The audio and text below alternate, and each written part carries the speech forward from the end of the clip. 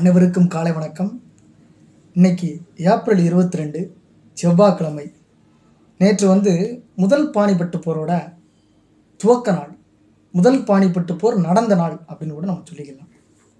1526 முதல் பானிபட்டு போர் நடந்தது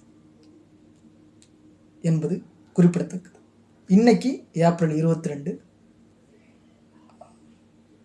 ஜெர்மானிய சிந்தனையாளர் தத்துவ மேதை இமானுவேல் கண்ட் அவருடைய பிறந்த தினம் என்று ஏப்ரல் 22 செவ்வாய்க்கிழமை. ஜெர்மானியைச் சேர்ந்த பிரபல சிந்தனையாளர் தத்துவ மேதை இமானுவேல் கண்ட் பிறந்த தினம் என்று. பிரஷ்யாவின் கோனிக்ஸ்பர்க் தற்போது ரஷ்யாவில் இருக்கு. அந்த ஊரில், அந்த நகரில் 1724 பிறக்கிறார். ரொம்ப முக்கியமான நபர். 1724 பிறந்தவர். தந்தை கைவின கலைஞர், கிராஃப்ட்ஸ்மேன்.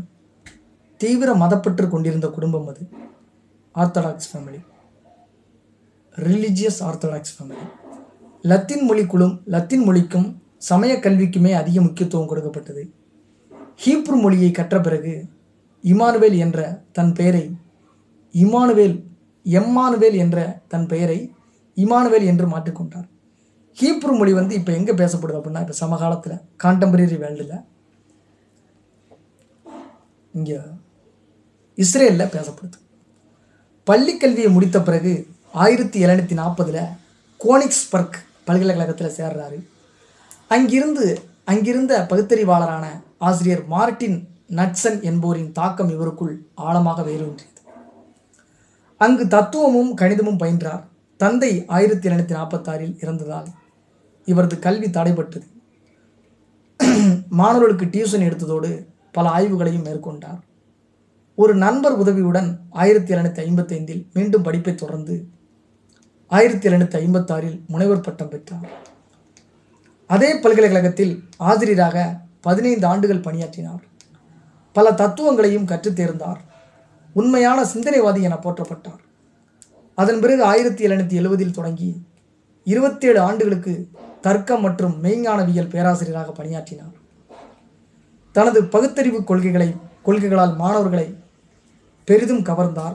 ஆனால் மத நம்பிக்கைகளுக்கு எதிரான கருத்துக்களை போதித்ததால் ஆசிரியராக பணியாற்றவும் எழுதவும் அவருக்கு தடை விதிக்கப்பட்டது.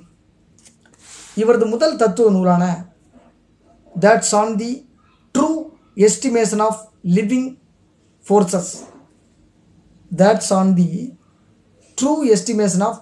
ஃபோர்ஸஸ் என்ற நூல் 1749 வெளிவந்தது. இதைத் தொடர்ந்து பல நூல்களை வெளியிட்டார். 1775 பல்கலைக்கழக விரிவுரையாளராக பதவியேற்றார். அறிவியல் நூல்களை ஓரளவு எழுதினாலும் தத்துவ விஷயங்களிலேயே அதிக கவனம் செலுத்தினார். அழகியல் குறித்தும் ஆராய்ந்தார். அழகியல் அணுகுமுறை கோட்பாட்டின் முன்னோடியாக திகழ்ந்தார். ரொமாண்டிசத்தின்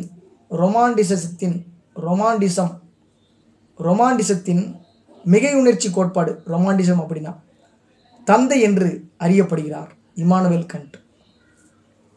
உணர்தல், கற்பனை, அனுபவம், ஏக்கம் ஆகியவை இதன் அடிப்படைகளாகும்.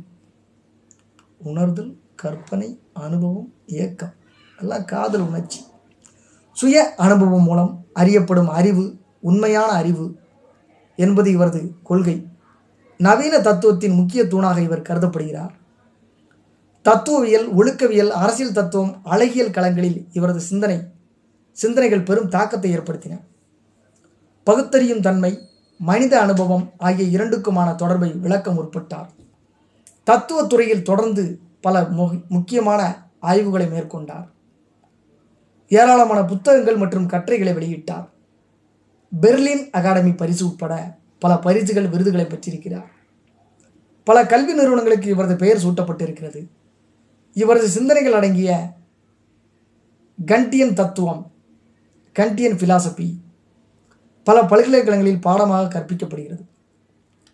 நவீன ஐரோப்பாவின் செல்வாக்கு படைத்த சிந்தனையாளராக விளங்கிய இமானுவேல் கண்ட் 80வது வயதில் 1804 இறந்து போகிறார்.